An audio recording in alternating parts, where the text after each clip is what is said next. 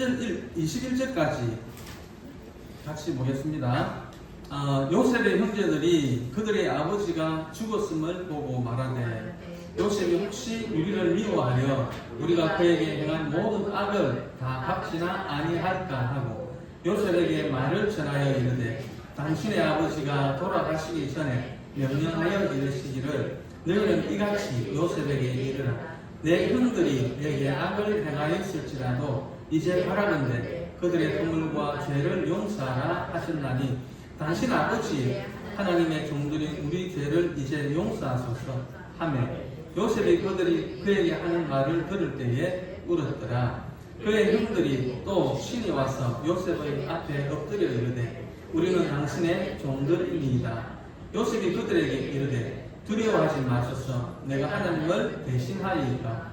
당신들은 나를 헤아려 하였으나 하나님은 그것을 선으로 바꾸사 오늘과 같이 많은 백성의 생명을 구원하게 하시려 하신다니 당신들은 두려워하지 마소서. 내가 당신들과 당신들의 자녀를 기르리이다 하고 그들을 행복한 말로 위로하였더라. 아멘. 오늘 말씀의 제목은요, 인생 이해하기입니다. 일을 잘하는 사람을 보면 특징이 있습니다. 일이 있다고 해서 막무가내로 이렇게 달려드는 것이 아니라 이 일이 힘으로 해야 되는 일인지 아니면 머리를 써야 하는 일인지 혹은 또 물질을 투자해야 될 일인지 아니면 기도를 해야 될 일인지 구분을 합니다. 일에 대한 성격이나 흐름을 이해한다는 말이겠죠. 일을 잘하는 사람은 일의 중심이 무엇이고 그리고 그 키를 누가 쥐고 있는 것을 압니다. 여러분 내 인생이고 내 인생이기 때문에 내가 중심이 되고 내 인생이기 때문에 내가 내 인생의 키를 들고 있다 그렇게 생각을 하십니까? 전혀 그렇지 않습니다. 내 인생의 중심과 키는 하나님께 있음을 우리가 잊지 말아야 하겠습니다. 구약에 보면 요나라는 사람이 나오죠. 이 요나에게 하나님께서 말씀을 합니다. 니느웨로 가서 그 성 사람들에게 회개를 외쳐라 이렇게 말씀을 합니다. 니느웨가 어디냐 그러면 당시 이스라엘 민족을 식민 지배 통치하고 있던 아수르의 수도입니다. 자기 민족을 식민지로 이렇게 지배하고 있는 나라에 가가지고 전도를 하라고 하니까 요나 입장에서는 개가 찰 노릇이죠. 그래서 요나는 니느웨로 안 갑니다. 배를 타고 지중해 끝 다시스로 도망을 가버립니다. 니느웨는 내륙 지방에 있거든요. 그래서 육로로 해서 유브라데 강을 건너야 되고 또 티그리스 강을 건너야 됩니다. 그런데 배를 타고 니느웨의 반대 방향으로 그냥 튀어버린 것입니다. 우리가 이 이야기의 결말을 알고 있습니다. 요나가 자기의 계획대로 다시스에 잘 도착을 했습니까? 아니죠. 가다가 배가 폭풍을 만납니다. 그리고 요나는 물에 던져집니다. 그리고 물고기 뱃속에서 3일 동안 있다가 그 물고기가 요나를 육지로 토해냅니다. 그래서 꼼짝없이 니느웨로 가서 회개하라고 외칠 수밖에 없었다는 것이죠. 우리가 살아오면서 겪었던 여러 가지 일들을 어떻게 이해를 해야 되겠습니까? 또 앞으로 우리가 만나게 될 여러 가지 일들을 어떻게 받아들이고 이해를 하면서 살아가야 되겠습니까? 요셉의 생애를 통해서 이 부분을 조명해 보려고 합니다. 첫째는 하나님의 섭리를 이해하는 것이 필요합니다. 우리가 볼 때는 이 세상이 그냥 막 이렇게 돌아가는 것처럼 보이지만 사실은 철저하게 하나님의 섭리 가운데서 운행되고 있다는 사실을 우리가 알아야 하겠습니다. 하나님의 섭리를 이해하는 데는 몇 가지 생각할 것이 있는데요. 첫째는 뭐냐 그러면 인생은 부분적으로 생각하는 것이 아니라 전체를 봐야 된다는 것이죠. 하나의 사건, 하나의 일을 보고 일회일비하는 것이 아니라 하나님께서 이끌어 가시는 그 방향을 보아야 된다라는 것입니다. 우리가 영화를 보면 처음에 나오는 그 장면이나 대사를 이해를 못할 때가 있습니다. 그러다가 후반으로 가면 갈수록 그 스토리가 이해가 되고 그 대사가 이해가 되지요. 그래서 그 장면들이 전체가 이렇게 이해가 됩니다. 마찬가지로 지금은 우리가 겪는 여러 가지 상황들이 이해가 안 되고 또 때로는 안타까운 마음도 들지만 모든 시간을 초월하시는 하나님이 우리와 함께 하시고 우리의 인생이 하나님의 계획하신 가운데 있다는 것을 믿을 때에 우리는 놀라지 않고 당황하지 않을 수 있습니다. 우리가 연약하기 때문에 때로는 눈물이 나기도 합니다. 또 아파할 수도 있습니다. 하지만 다시 일어설 수 있는 것입니다. 저는 이것을 하나님의 지혜다라고 말씀을 하고 싶습니다. 오늘 우리가 보게 될 요셉은 이 하나님의 지혜를 가지고 있었습니다. 인생을 하나하나 사건 이렇게 끊어서 보지 않고 그것을 연결해서 볼 수 있는 눈이 있었다는 것이죠.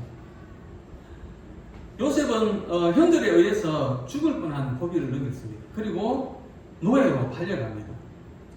보디발의 그 아내의 모함을 받아가지고 감옥에 갇히게 됩니다.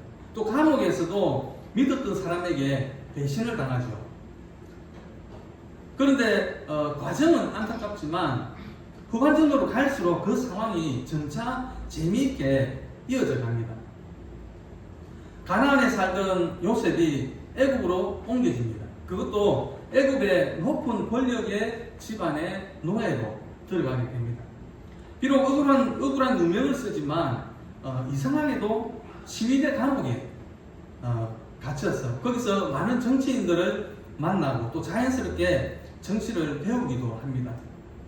감옥에서 자기가 도와주었던 그 왕의 신하들이 2년이나 요셉을 잊고 있었다는 그 사실이 요셉이 총리가 되는 나이 30세를 정확하게 맞추는 타이밍이 되기도 합니다.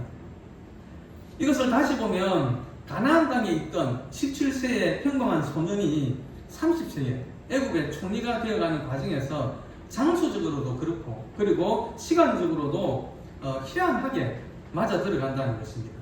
그래서 그 사건들을 하나하나 이렇게 따져보면 너무 어이가 없고 너무 화가 나는 그런 일들이지만 길게 연결해서 보면 모든 순간들이 요셉이 애굽의 총리가 되기 위해서 필요한 과정들이었고 이 모든 것들이 하나님의 섭리 가운데서 이루어졌다는 것입니다. 그래서 우리도 인생을 볼 때에 길게 보는 시야가 필요합니다. 내가 당했던 많은 일들을 하나씩 떼어서 보면은 상처밖에 남는 것이 없습니다. 나를 괴롭게 했던 사람들이 용서가 안 됩니다. 왜 나만 그렇게 힘든 시간들을 보냈어야 하는지 원망밖에 안 나옵니다. 그래서 이제는 그것들을 길게 보아야 합니다. 그 상황으로 인해서 내가 어떻게 변했습니까? 그 과정에서 내가 체험한 하나님의 은혜는 무엇이었습니까? 내가 잃은 것도 있지만 그 잃은 자리에 하나님께서 대신 채워주신 것은 무엇입니까? 그리고 그 상황들의 경험이 오늘 나에게 어떤 은혜의 흔적으로 남습니까? 그 당시에는 내가 다 의식하지 못했지만 지금 곰곰이 생각을 해보니까 내 인생이 흘러가는 흐름과 방향이 그려지십니까? 그래서 내 남은 생애에 해야 할 일들이 무엇이고 내가 살아가야 할 자세와 원칙이 정리가 되십니까? 우리는 어떤 일들을 자세히도 보아야 합니다. 하지만 또 길게 보는 훈련도 해야 하겠습니다. 부분적으로 정확하게도 보아야 되지만 전체를 보는 눈이 있어야 합니다. 그것을 놓치면 실패하는 경우가 생깁니다. 모든 시간을 주장하시는 하나님의 섭리를 분별하고 순종하는 자들은 이와 같이 길게도 보고 넓게도 보는 시야를 가지고 있다는 것입니다. 둘째는 모든 상황에서 함께 하시는 하나님을 확신해야 됩니다. 요셉이 보디발의 아내의 그 유혹을 받았을 때에 보는 사람이 아무도 없었습니다. 그러나 요셉은 나는 하나님 앞에 범죄할 수 없다라고 했습니다. 어떤 경우에도 하나님이 나와 함께 하신다는 그런 믿음이 있었기 때문입니다. 욥기 7장 19절 말씀인데요. 같이 보겠습니다. 주께서 내게서 눈을 돌이키지 아니하시며 내가 침을 삼킬 동안도 나를 놓지 아니하시기를 어느 때까지 하시리까. 그렇습니다. 하나님은 내가 춤을 삼키는 그 순간도 나를 놓지 않습니다. 요나는 물고기 뱃속에서도 하나님이 함께 하심을 믿고 기도했습니다. 바울과 실라는 매를 맞고 감옥에 갇혀 있는 상황에서도 하나님을 찬양했습니다. 하나님이 늘 나와 함께 하신다는 것을 믿는 것이 바로 살아있는 영성입니다. 하나님이 함께 하심을 믿기 때문에 우리가 아무렇게나 살 수 없는 것이죠. 말 한마디 한마디도 신중하게 하지 않을 수 없는 것입니다. 하나님이 함께 하심을 믿기에 나를 자랑할 수가 없는 것입니다. 하나님 앞에 설 때에 나는 아무것도 아니고 내 부족함과 그룹지 못함이 나를 깊이 바라보게 합니다. 그래서 십자가 외에는 자랑할 것이 없는 것입니다. 세 번째는 하나님은 악을 선으로 바꾸시는 역사를 하십니다. 창세기 50장 20절 말씀인데요. 같이 보겠습니다. 당신들은 나를 해하려 하였으나 하나님은 그것을 선으로 바꾸사 오늘과 같이 많은 백성의 생명을 구원하게 하시려 하셨나니. 요셉이 당한 일은 보통 일이 아니죠. 그저 동네푼 손해보는 그런 일이 아닙니다. 잠시 오해를 받는 그런 일도 아닙니다. 인간이 당할 수 있는 극도의 경험을 당한 것입니다. 어릴 적에 어머님이 돌아가셨습니다. 형제들로부터 시기와 질투를 받았습니다. 그래서 요셉을 죽이려고 하지요. 죽지는 않았지만 이미 죽음의 공포를 경험했습니다. 그리고 노예로 팔려서 견딜 수 없는 모욕과 수치를 당합니다. 이제 노예 생활에 적응을 해가지고 상황이 조금 나아지나 했는데 주인의 아내로부터 유혹을 받고 믿음으로 그것을 거절을 했더니 보상이 아니라 오히려 무서운 감옥에 들어가게 됩니다. 이제는 공든탑이 다 무너진 것 같은 그런 마음이 듭니다. 아무 죄도 없이 죄인의 신세가 되는 억울함도 큽니다. 감옥에서도 그 왕의 신하들의 꿈을 해몽해 주면서 도움을 주었고, 그리고 그 왕의 신하들로부터 선처를 받기를 바랐지만은 신하들은 요셉을 까마득하게 잊어버리고 맙니다. 믿었던 사람에게 배신을 당한 것이죠. 인간이 당할 수 있는 최고의 고통을 당했지만 상황은 계속해서 꼬여만 갔습니다. 그러나 이 모든 것들이 결말에 보니까 다 필요한 가증들로 사용되었다라는 것입니다. 형들이 팔아주었기 때문에 애국으로 가게 되었고, 보디발의 아내의 그 모함으로 인해서 왕의 시위대 감옥에 들어갔고, 거기서 정치에 대한 그런 식견을 배우게 되었습니다. 왕의 신하들이 까마득하게 그 요셉을 잊었기 때문에 요셉이 총리가 되는 나이까지 이렇게 연결이 되는 것입니다. 만약에 그 2년 동안에 그 요셉을 잊어버리지 않았다면 요셉은 감옥에서 조금 일찍 나올 수는 있었겠죠. 하지만 총리가 되는 일에 차질이 될 수밖에 없었습니다. 당시에는 30세가 되어야 공직에 나갈 수가 있었습니다. 그래서 2년 동안 잊고 있었기 때문에 요셉이 나이가 30세에 딱 공직에 들어갈 수 있었던 것입니다. 만약 형들이 요셉을 팔지 않았더라면 요셉의 아버지 야곱이 자기 재산으로 요셉을 애국으로 유학을 보냈을까요? 보디발의 아내가 모함을 하지 않았으면 무슨 제목으로 왕의 시위대의 감옥에 들어갈 수 있습니까? 하나님께서 그 일들을 사용하신 것입니다. 잠언서 16장 9절 말씀입니다. 같이 보겠습니다. 사람이 마음으로 자기의 길을 계획할지라도 그의 걸음을 인도하시는 이는 여호와시니라. 로마서 8장 28절도 볼까요? 우리가 알거니와 하나님을 사랑하는 자, 곧 그의 뜻대로 부르심을 입은 자들에게는 모든 것이 합력하여 선을 이루느니라. 네 번째는 모든 일의 판단은 하나님께서 하십니다. 창세기 50장 19절 말씀입니다. 같이 보겠습니다. 요셉이 그들에게 이르되 네.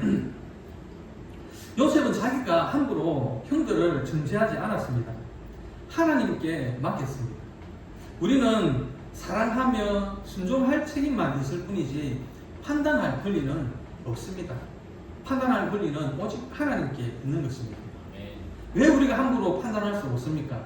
아직 상황이 끝난 것이 아니고 진행 중이기 때문입니다. 이미 1년 전에 끝난 사건이다 할지라도 하나님께서 아직 끝난 것이 아니고 그리고 그 상황은 언제든지 역전될 수 있습니다. 하나님은 우리에게 보고 느낄 수 있는 지혜는 주셨지만 판단할 권한은 주시지 않았습니다. 오직 주인 되시는 하나님만 판단하실 수 있습니다. 지금 우리의 인생이 어느 방향으로 가고 있는지 흐름을 잡으실 수 있겠습니까? 무엇보다도 하나님의 섭리를 아는 것이 중요하고 또 나의 미래가 무엇에 의해서 달라질 수 있는지 아는 것이 중요한 것입니다. 우리 인생의 문제를 풀어주시는 성령의 인도하심 속에서